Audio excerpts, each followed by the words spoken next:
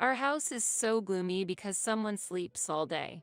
It's really troublesome because she can't even take care of herself, let alone do the housework. I wonder how long she plans to just lie there. Whenever they see me, my mother-in-law and sister-in-law always complain. Seriously, having a daughter-in-law who does nothing is the same as not having one at all. There's no point in having such a wife, my father-in-law added, expressing his dissatisfaction. I, Hillary Brown, am 32 years old. It's been 5 years since I got married. My father passed away due to an illness when I was in high school, and my mother passed away right after I got married. Ever since I was young, I loved drawing and have been aspiring to become a picture book author. After graduating from high school, I went to a design school and then worked as an illustrator at a small design firm. My husband works at an advertising agency, and our meeting was initiated when he came to my company to request character design. After dating for 2 years, we got married and started living with his parents and sister. Becoming a freelancer upon marriage, I could work from home. I tried my best to be an excellent wife by dedicating myself to house chores. My mother-in-law didn't care much for housework and left it all to me, which made it relatively easy for me. My sister-in-law had little interest in house chores and was often busy with dining out or parties with friends and colleagues, so we seldom had meals together, but there were no major issues. However, 3 years ago, I fell down the stairs at a station and suffered severe injuries, which changed my life significantly. I now have severe lower limb paralysis due to spinal cord injury. Although it was a huge shock at first, I have gradually adapted to this situation over the years. Initially, my in-laws were very concerned, but it seems they did not imagine I would remain unable to walk, and their attitudes changed over time. During this time, my sister-in-law got married and moved out. "I'm so glad I don't have to look at you anymore, Hillary," she joked. Being nearly bedridden, the cold demeanor I got from my in-laws was apparent. Indeed, having a bedridden family member brought various troubles, so I couldn't retort to my in-laws' sarcasm. In the old family home, where there was not enough space for a wheelchair, I had no choice but to mostly stay in bed all day since I couldn't move without one. Fortunately, I was working from home even before the accident, so I was able to continue my job. I was grateful that I was able to work since I could move my upper body. I am currently supported by a helper and a maid who come to assist with house chores. If I were living alone, the helper would support me with my daily life, but the scope is limited because I live with my family. The helper mainly provides physical support. My husband is too busy to take care of my daily needs, but my in-laws are very healthy. My mother-in-law is healthy, and my father-in-law, who retired last year at 65, is always at home. Since there are healthy family members at home who do not work, the support from the home helper for cleaning, laundry, and shopping is limited. In the first 2 years, my in-laws occasionally helped, but gradually they did it less often. I understand that my mother-in-law, who dislikes house chores, finds it bothersome to do my share as well. My husband initially was encouraging, but now he hardly speaks to me and offers no support. He only says, "I have work, and caregiving is not something men do." Even if my in-laws don't help, the helper must follow the rules and can't provide life support. However, seeing my in-laws' reaction, the helper got concerned and introduced a maid. Hiring a maid is such a waste. Why would you say that? But I have personal needs, and without laundry service, I'll run out of clothes to wear. Do you intend to use me? Even though you're just a daughter-in-law? I don't intend to, but given the situation, I have no choice but to ask. When I conveyed this, my in-laws looked at me with annoyance. "Really? You are a nuisance. We can't afford this in our house. I'll manage that myself." I was once again grateful that I could continue working. And so the maid came. The maid, Sarah, was a 52-year-old woman who lost her husband early and had no children. She somehow reminded me of my deceased mother. She was a warm person who cared with all her heart, and I am truly grateful. Now, the only people I could talk to were not my family, but Sarah and the helper. When Sarah visited, My in-laws immediately tried to ask her to do their errands as well. Can you also take care of our laundry and cleaning? I can't do that. What? Aren't you a maid? What are you here for? If you want that service, it will incur additional charges. Will you pay for it? If so, I can accommodate. Why are you so arrogant? Such a troublesome maid. Despite such exchanges, I felt somewhat relieved that Sarah clearly refused. This situation continued for about a year when my sister-in-law returned after getting a divorce. She insisted that her husband's infidelity was the reason. He's dumb, got seduced by another woman. Such a troublesome man, she said, though her ex-husband, who worked at a renowned company, seemed very sincere and not the type to cheat. I found it odd but kept quiet to avoid causing any trouble. It's so helpful to have a maid here. Of course, you'll take care of me too, right? My sister-in-law said the same as my in-laws, but Sarah firmly refused. Sarah did not have a favorable view of my in-laws, who were not kind to me. I refuse. Then what are you here for? I am here to assist Hillary with her daily tasks. What? Well, just as useless as the daughter-in-law. Hillary must be skimping, right? Well, it's not like she earns more than pennies. She's a failure who can't even take care of herself, and that's why I have no choice but to rely on the maid. You and your mother can take care of yourselves, right? When I counted like this, they fell silent, but the sarcasm from my in-laws got worse when my sister-in-law returned. A bedridden wife is just a nuisance. Now that Megan is back, the house feels too small with you here. Megan is all we need. It must be nice to have it easy, just lolling in bed all day. Even while I was working, Megan made a point to come to my room just to be sarcastic. Fed up with the daily sarcasm, I talked to my husband. Hey, can you ask your mother and Megan to be a little bit more mindful with their words? I get hurt too, but it's the truth, isn't it? What do you mean by truth? You can't do housework and you spend all day in bed. I'm not just spending time in bed. I'm actually working. But you're working from bed, right? Seems like an easy job. I'm tired from commuting. That might be true, but I'm trying to be useful and I'm making an effort too. It's understandable that mom and others are frustrated. You're not fulfilling your role as a wife. Do you really mean that? Just try not to get so worked up. It's tiring to sweat the small stuff. That was all he said, showing no empathy. I feel the inconvenience in my body and it's painful not being understood at all. If I were healthy, if I could live a normal life, how different would each day be? I just wanted my husband to understand the harshness and sadness of my current situation. I can stop crying when I think that my feelings might be just me being selfish. Despite my physical limitations since the accident, I've tried to keep moving forward, telling myself there are others in tougher situations. At times like this, I feel lonely without having a trustworthy family by my side. But at the same time, I'm glad that my parents don't have to see my current state. However, it seems there was no one in this house to support me anymore, which increased my sense of isolation. I didn't have a place to return to, and just when I was contemplating a new life with my husband, he surprised me with his words. I've been thinking over what my mom and others said. I briefly felt happy, thinking he tried to understand my situation. But his next words plunged me into deep despair. I ended up agreeing with them. What do you mean? I think it's better to find a younger, healthier wife. What? I still want kids, but with you. It'll be difficult now. It felt like a blow to the head. I couldn't believe my own husband would say this. I realized I couldn't expect anything more from him. He kept talking, but I couldn't hear a thing. However, I understood that my husband wanted a divorce. You're truly useless, just like a big piece of trash. You might be paying for the maid, but your salary isn't much, so there's hardly anything left after paying her. You're just baggage, a parasite in our house. That's true. The helper costs money too. A money-eating parasite should just leave. Disdained by my husband and his family, there was no reason for me to stay. Even without a home to return to, I decided it would be fine as long as I found a new place to live.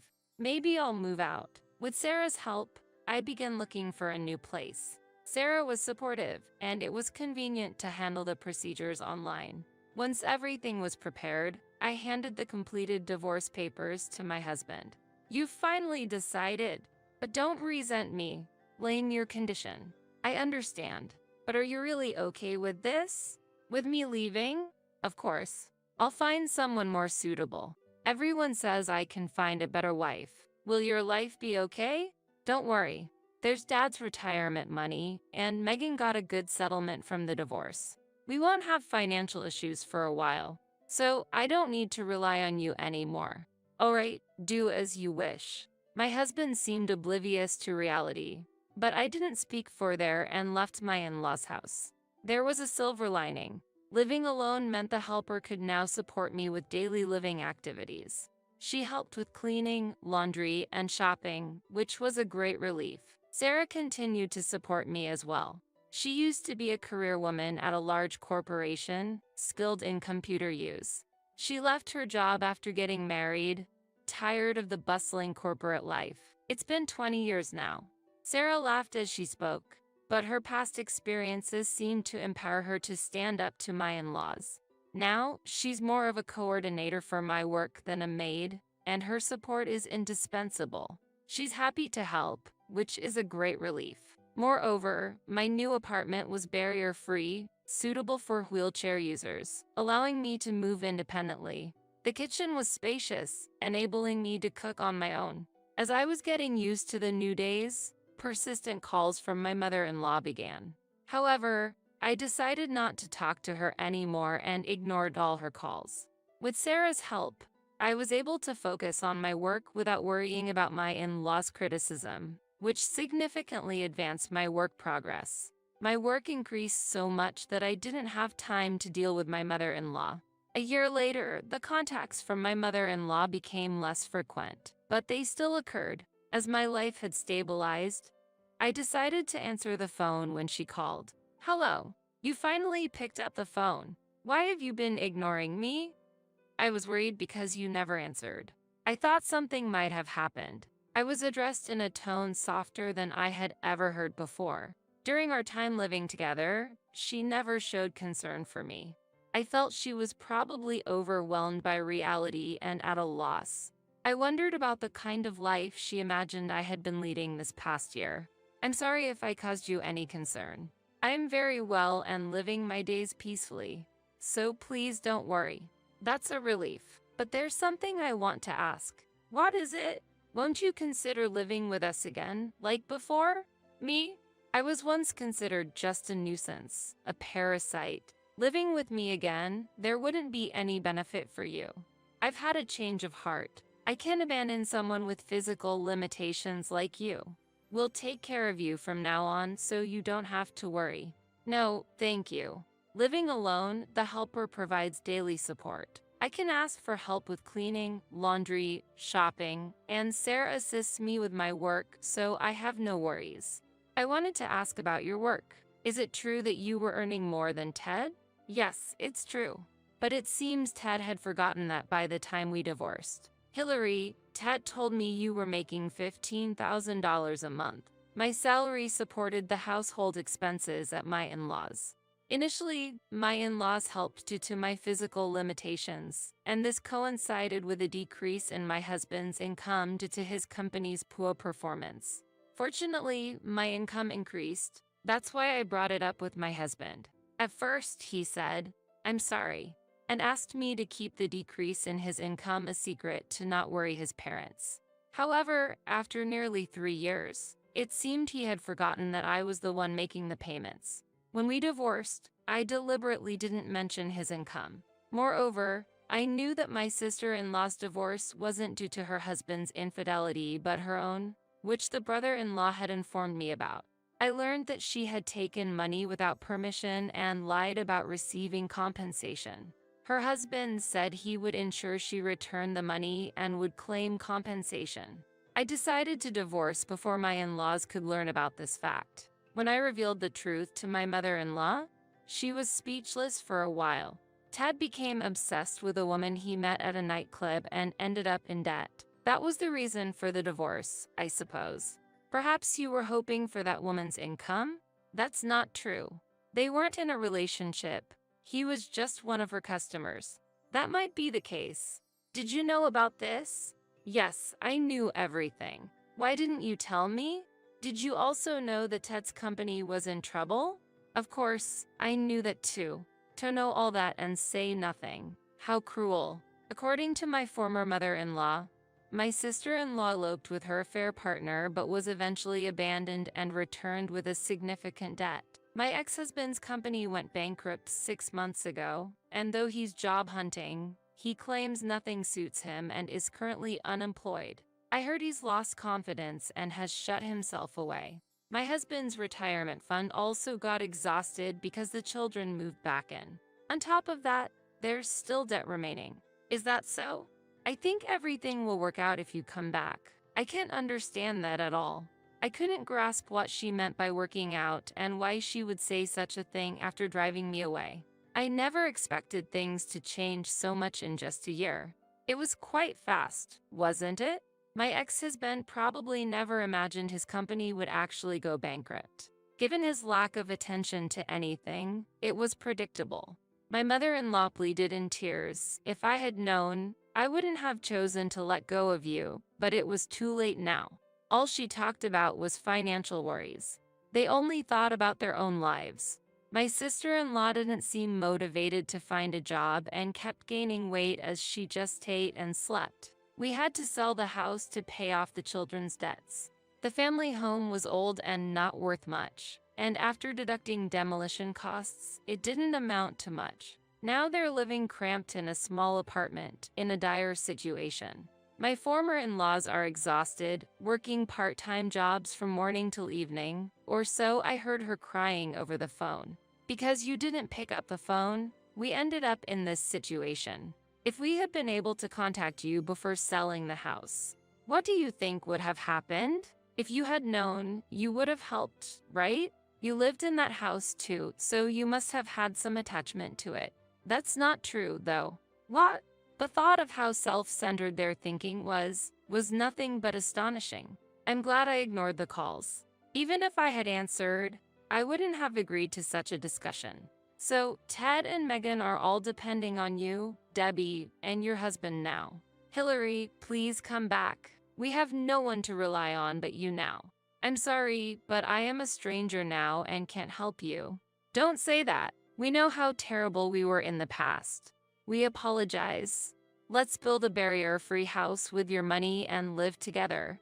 I couldn't understand how she could make such a proposal. It made my head hurt. I had to make things clear and end this conversation. I refuse. I answered your call today because I had something to tell you. What is it? I intend to claim damages from you. Why should we pay you damages? Ted didn't have an affair with the lady from the nightclub. He was just a customer. Not for the affair, but for the mental anguish caused by the verbal abuse from you. What? When I mentioned that I had recorded all their abusive behavior as evidence, my former mother-in-law was clearly shaken and hurriedly ended the call. Maybe she was afraid of being charged with something. Maybe because she knew they were guilty. Later, through a lawyer, I filed a claim for damages. They conveyed their current situation and begged for the claim to be waived, but I had no intention of agreeing. Having secured a new job illustrating children's books, I'm moving closer to my dream of being a picture book author. After many trials, I plan to continue moving forward independently and positively without being lenient on myself.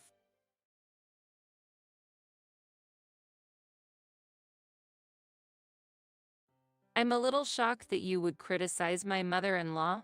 If you're not working, why don't you get out of here? My sister-in-law and mother-in-law, who did not know that I was taking over my mother-in-law's debt, threw these words at me without the slightest sense of gratitude.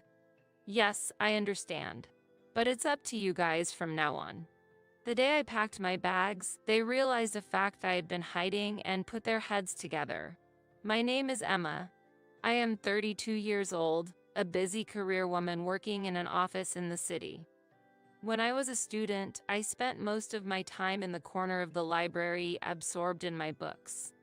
After I got a job, I was buried under a mountain of work and forgot to take time for myself. One of my friends, who sincerely cared about me, said, "Emma, why don't you try to cherish your love life a little?" And she organized a group blind date for me.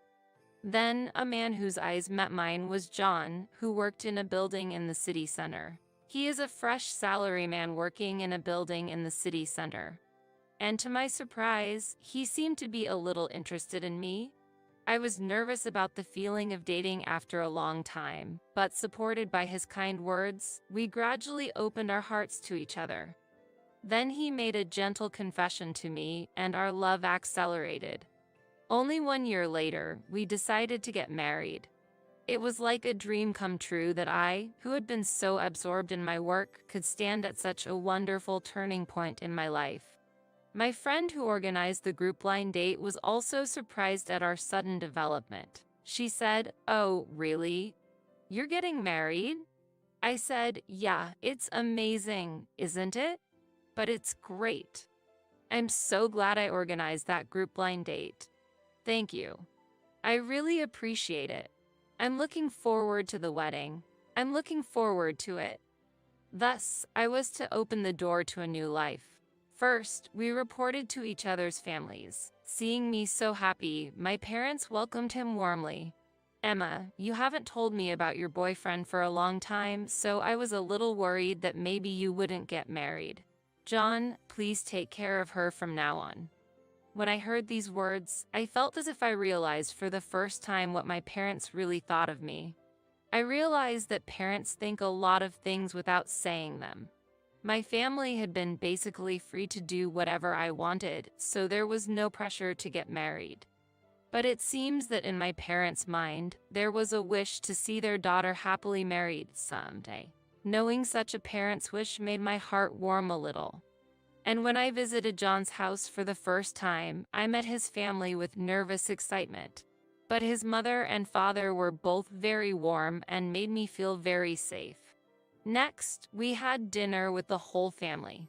While I was looking forward to it, I was also a little nervous, especially because I had heard that John's sister, Melissa, was there.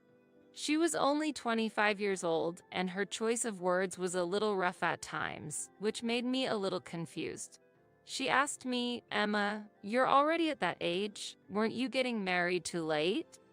I was a little shocked to hear her say things like, "I would have decided sooner if I were you." But John followed up and we had a nice dinner afterwards. We then planned our wedding and had a happy wedding at a place we loved. We had a lot of friends and family there, and the day was really great. Our honeymoon was so much fun, and when we returned home, we started our new life together. Life together was fresh, and every day was so much fun. We went out on dates and watched movies at home. I felt that newlyweds are really happy. It has been about 2 years since we got married. One day, our peaceful everyday life changed drastically. We received the news that my father-in-law had passed away. Of course, I knew he had health problems, but I had not expected him to pass away so soon. My husband and I were deeply saddened by this sudden news. My mother-in-law's grief was especially deep, and I could feel her emotions as I looked at her. But our surprise was compounded by what we subsequently found out. In fact, my mother-in-law was in deep debt. It was apparently due to the fact that she had been cheated by some unscrupulous person and lost a large sum of money. When we learned of this fact, we could only gape. My husband, with his usual gentle nature, said he wanted to help her somehow. So, we decided to use our shared savings to reduce my mother-in-law's debt as much as possible. I thought it would be too hard for her to bear that heavy debt alone after my father-in-law's death. However, my mother-in-law's reaction was a little unexpected. She said something like, "If I am in trouble again, can I ask John for help?" My husband was a little surprised and replied, "That's a little." My mother-in-law said something positive, "But I'll find a way to get more money somehow." But my husband was worried. "I hope that's not gambling." We kept a watchful eye on my mother-in-law and were on the lookout for any trouble she might get herself into again. In the midst of all this, my husband was suddenly injured and had to be hospitalized. That event also became a big ordeal for my husband and me. Since every day was spent flitting back and forth from the hospital to take care of my husband, I never noticed any changes in my mother-in-law's daily routine. Then one day, after my husband was discharged from the hospital, I decided to pay a little visit to his parents' home. During our first reunion in a long time, I could sense that something had changed in the atmosphere. "Mom, long time no see." My husband greeted her with a smile, and my mother-in-law said, "John, you are getting better. Can you run again?" She smiled at him and said. While smiling at this exchange, my husband began to flip through my mother-in-law's bank book. To his surprise, the money in his mother-in-law's bank book, which we had accumulated after her previous debts had been repaid, was almost completely gone. "What's wrong with this bank book, Mother?" my husband exclaimed in surprise, to which his mother-in-law replied with a slightly embarrassed smile, "You know, I had tea with friends and found a nice little bag. And then I found myself in this mess." She laughed bitterly. With that one word, my husband and I froze in complete surprise. It was as if we had saved money for our mother-in-law's future, and she had spent it happily without a care in the world. My husband couldn't help but say, "Mom, you shouldn't spend it like this. Do you know how much we put our hearts into giving you money for your future?" He said something like that. Seeing my mother-in-law's remorse, we became truly concerned about her future.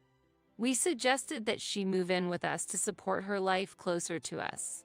When we broached the subject, my mother-in-law's eyes lit up with joy, and she gave up her house and moved into our apartment. Our new shared life together began, and my mother-in-law seemed to enjoy every day of it.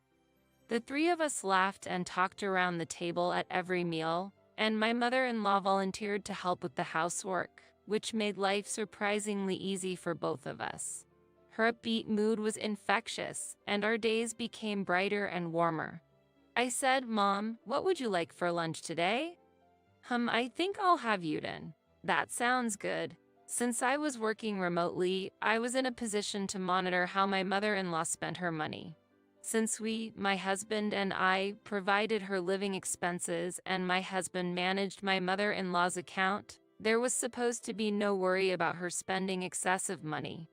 However, we kept a close eye on her, worried that she might spend the money in some way. These days continued, and in no time at all, 6 months passed. One afternoon, while we were relaxing in the living room, the intercom rang. We wondered who it was, and when I answered, I found my sister-in-law, Melissa, standing there. I said, "Melissa, it's been a while. Is my mother there?" I was a little surprised to hear her ask such a question without even saying hello, but I showed her into the living room. "Mom, it's been a while."